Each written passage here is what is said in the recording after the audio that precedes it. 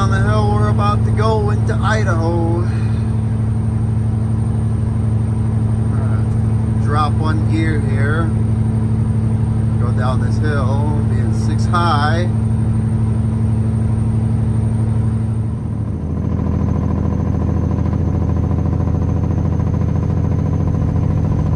Sorry, boys, don't need to wake you up. There we are.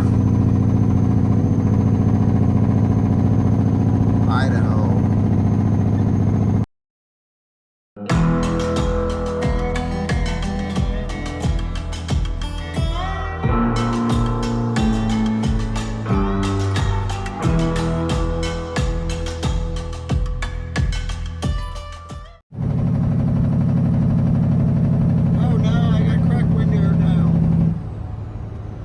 Don't you mean I have a cracked window now? I think I have a cracked window. Yeah.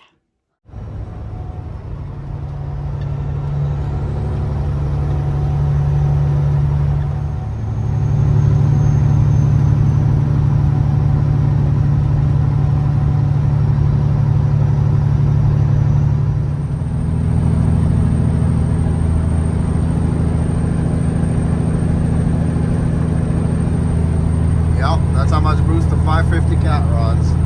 They're out here pulling advantage. Almost to the top. This hill is probably like, oh, I don't know, 10 miles long or something.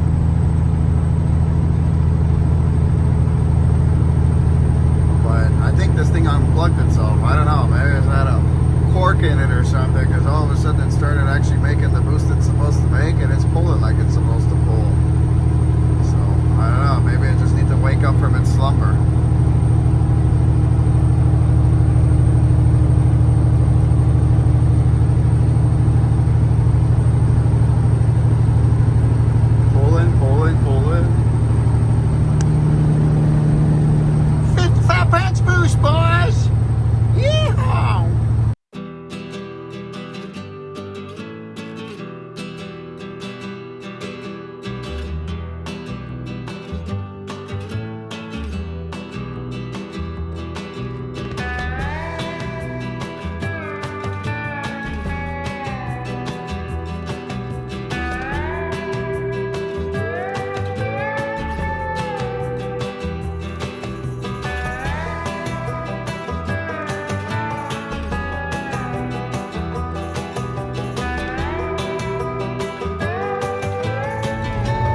I hate when they do these stupid rolling closures. It's just pathetic. Pathetic. Yeah. You do it for a reason, but it's just, what's the point? Don't do it. I got shit to do. Stupid rolling closure.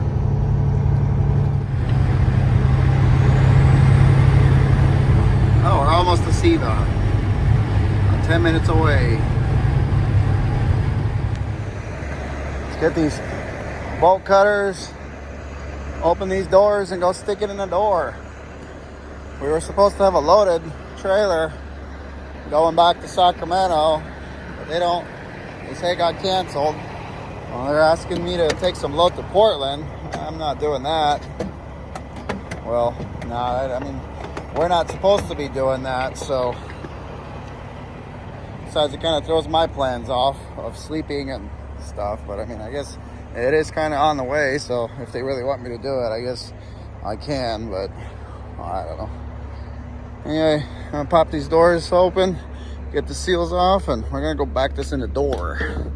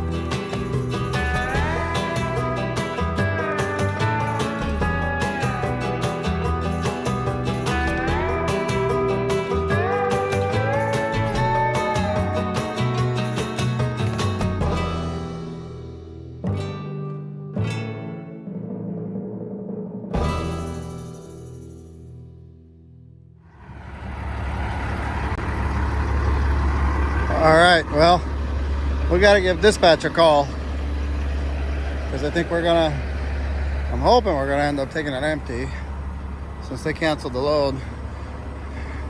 I like the looks of this trailer, so I'm gonna see if it's empty.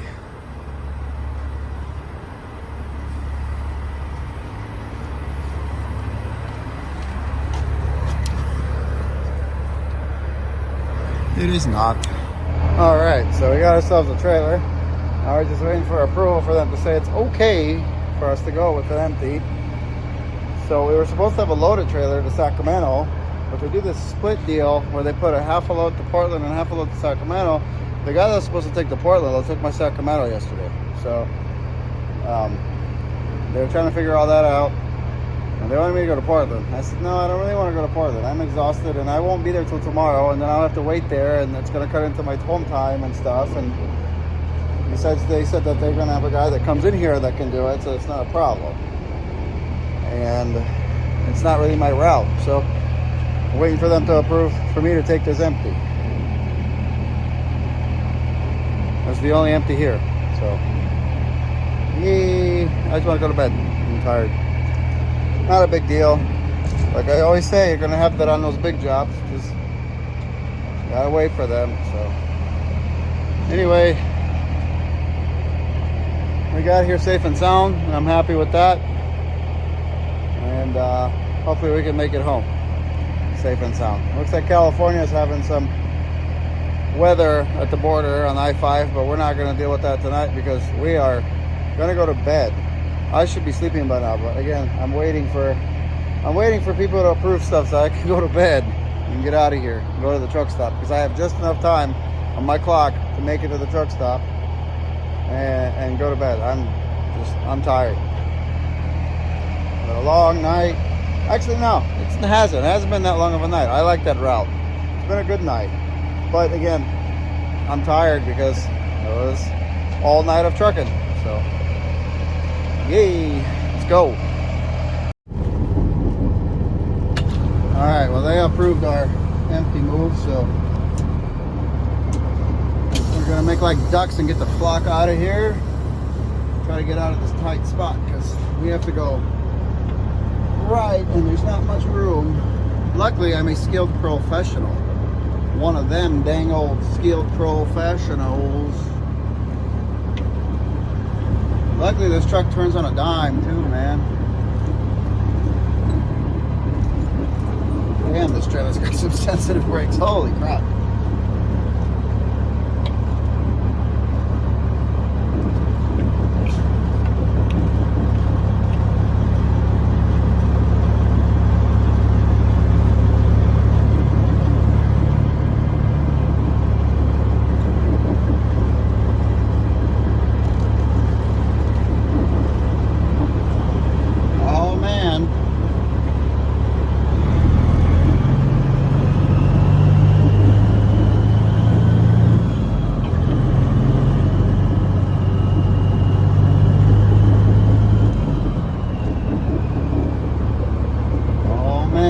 I gotta go close the door.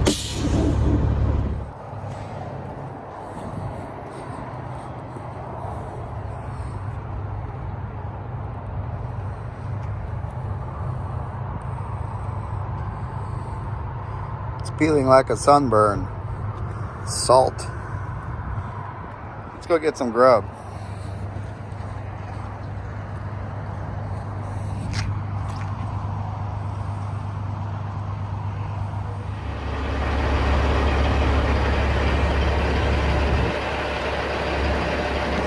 Oh, we moved the fifth wheel a little. Now it looks much more proper. Instead of it being all the way over here. 10 hours later. I know you guys probably can't see that, but from about 5 miles away, I can read that saying closed. See? As a truck driver, you will develop a sharp, keen sense of vision towards two words, not letters, two words, open and closed. be able to see those from miles away. We're trucking home. We're south of Portland. Set my alarm for 8:30 p.m. Went to bed, and the alarm went off, and I guess I must have been zombie walking or something. I turned it off, laid back down, and I woke up, it was 10:45. So I guess I was just that damn tired. But that's all good. We'll be home in the morning if all goes well. So yeah, we're just south of Portland. We're south of the scale on Woodburn, actually. It's 49 degrees out. It's raining. It's kind of starting to stop here. Not bad weather. It was snowing in California earlier. Northern California. I think it's moved out now. So fingers crossed we'll have a nice ride home. Everything went okay. Getting out. Obviously we had to wait to get approval to move the empty because they gave our load away. That happens here. But when that happens here, we just go do something else, which is fine with me. So we are southbound at a high rate of fuel consumption. We're considering that's like 6 pounds of boost, probably not a high rate, but high enough. Because we're empty, so the truck's not working very hard. But yeah, this is the intro because I forgot to film because I suck. Oh yeah, I slid the fifth wheel back, and I didn't film that either because again I suck. The reason why I slid it back is because it sat over the quarter fenders, and I didn't like that, and I didn't want to mess with it being loaded because it's a piece of crap truck and I can't dump the airbags. I don't know, the switch must be bad or something. There's a blockage for the air suspension dump somewhere, and it won't dump the bags. And in order to slide the fifth wheel with the loaded trailer, and any trailer for that matter, you should dump your bags while the landing gear is down. But being that you're empty, you can pretty much move it. You know, if it's loaded, it won't budge that easily, and it's just kind of jerking it. So just wait until I either had an empty trailer or got home and I can move it with a pry bar or something.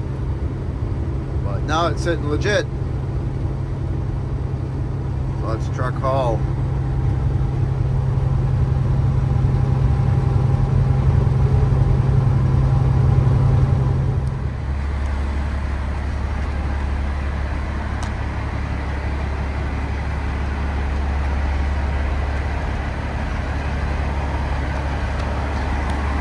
Moist.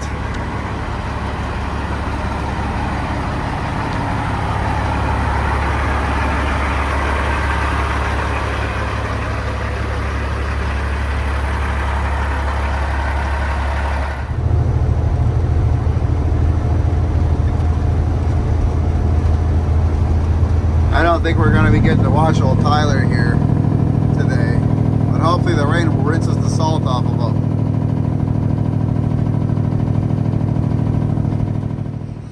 Parking at the fuel island, 30-minute break. I'm not doing a 30-minute break. There ain't no one here. And I have to run in and take a shit. I know. TMI, but that's why.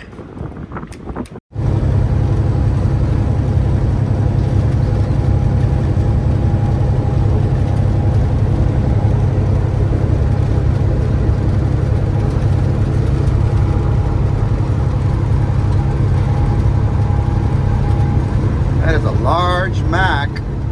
Unfortunately, it's not a CL, it's just a CH. The CL's had a long hood on them. So I always like those. Those are cool. Maybe even cooler if I had an E9 with a 500 horsepower V8, but it's a E7.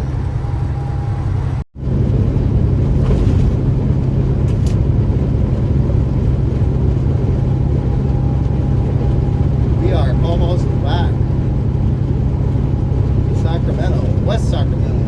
I gotta have an Alice meet me there with my grease gun and some accessories for Tiny because I'm gonna grease them. I gotta grease them and I gotta replace a couple things on them. One is the HVAC controller that we finally got from the dealership.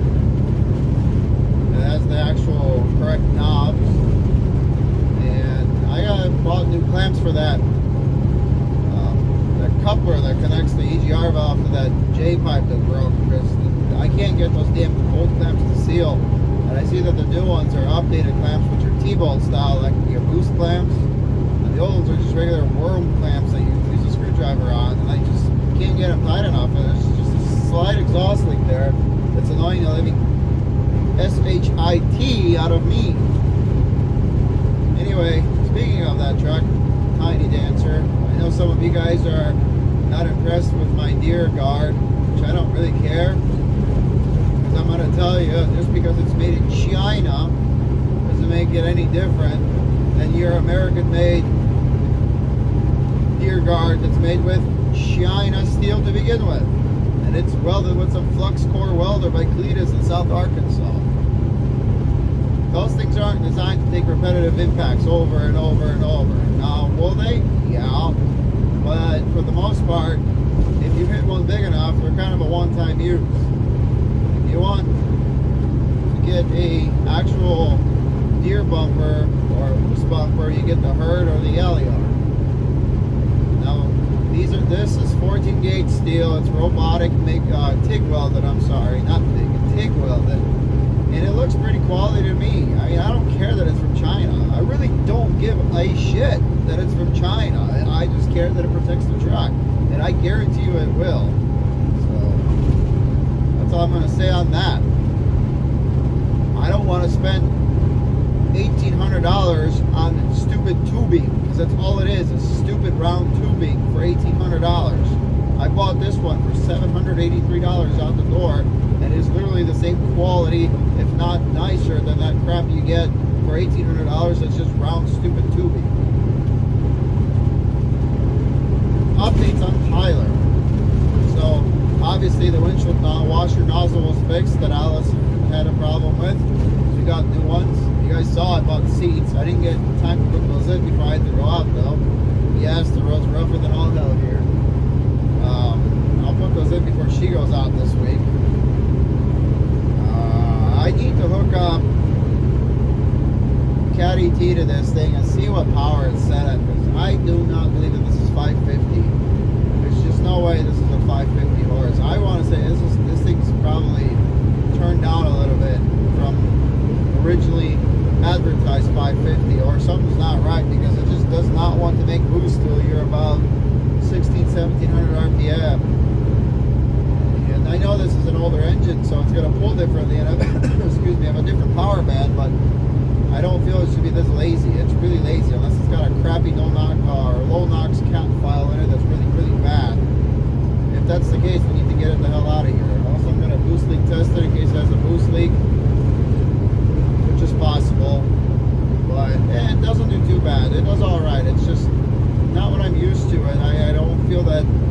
I feel that something's lacking here somewhere, so we're going to give him a once over. Other than that, he did pretty good. Fuel mileage, he's right there on with Fancy. He did about 6.35, 6.34 average round trip. So for a Caterpillar, it's pretty good. That's roughly what Fancy gets. The Liometer on Fancy will show 7, but it's off. Actually, every W900 is off. If you watch that fellow from South Carolina, and he tells you get 7 because his Liometer tells him that, he is full of it. He does not get 7 miles per gallon. Especially after he filled his truck up and said he ran 1,200 miles and put 206 gallons in it. If you roughly do the math, that's like 5.9 miles per gallon, not 7. Again, lies! Lies! But I'm pretty happy with that. 6.35. It's been pretty damn windy everywhere we're going. It's really windy in Wyoming, really windy in Montana. We were fighting it all the way across Montana mostly, and all the way across Wyoming. So that brought the average down a little bit, I'd say. But overall, I'm happy with that, because I think we roughly spent about $2,300 with fuel. We could spend probably a little bit less, but I always like to have a little bit more fuel in. So it might fluctuate between $2,200 to $2,300 a week on this run. And it is just, the way we've been running it lately, it's about 3,400 miles from door to door, like 3,450. So it's not terrible. Obviously, if we run tiny on this route, it'd be a lot better, but Tiny doesn't make sense to run on this route because he has a payment and it's a team truck. The team has it anyway, so if we bought another truck like that, sure, we'd make more money, but we'd have a payment. Unless we sold both trucks and bought one for cash, which we're not going to do. That being said, truck did all right. A couple little things I'm going to do to it when we get home. I'm going to put the seats in it. That's about it. Just check it over. I'm going to grease them too. So probably could use a grease. And just send it on down the road with Alice next week. Or maybe I will go again. Oh, she's watching this now. She's so mad. She's editing this now. She's like, no, I'm going to go. You're not going to go. So mad. Oh, she's not really like that. I'm just messing around. So, we're about 30-something minutes away. Yeah. So, it was a pretty good trip. Little weather here and there, but everything went fairly smoothly. Yes, you had to wait a little bit, obviously, to get her empty because they had to approve it because we were supposed to have a load, but somebody else took it. And I was dead tired, man. When I got to the truck stop, I set my alarm for 8:30 because I was ready to roll out of here by like 9:30, so I'd like to have an hour to just get ready and do what I need to. But I turned the alarm off and I laid back down. When I laid back down, I thought, I figure I'm open my eyes like a minute later. I'm like, oh, I'm gonna get up. It's probably time to get up. And it's like, I figure it's like 9 o'clock. I looked at my phone. It was almost 11. So I overslept by almost 2 hours. Which I guess I was tired enough where I needed it. So.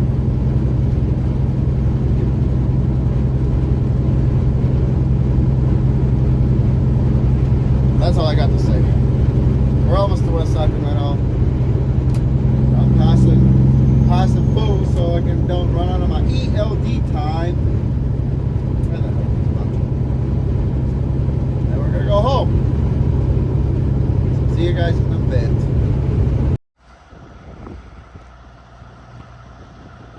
Well, that's all she wrote, folks. We're back here and we are done. I'm gonna go tell these guys that this trailer needs an airbag. It's got a slight leak in it, and we're gonna go get some paperwork out of Tiny, and then we're gonna go home. Actually, I'm gonna service Tiny, but I gotta wait for Alice to show up. So then we're gonna go home because tomorrow's gonna rain, so I'm not gonna be coming here tomorrow to do it. All right, appreciate you guys watching as always, and catch you on the next one. You see the drippy, I'm fitted up. Hop in my car and the giddy up. Secure the bag, yeah, I get the bus. Pick it up, pick it up, pick it up. You see the drippy, I'm fitted up. Hop in my car and the giddy up. Secure the bag, yeah, I get the bus. Pick it up, pick it up, pick it up, pick it up. I've been on the flex since flex zone. So that truck over there, that one right there that I'm pointing at,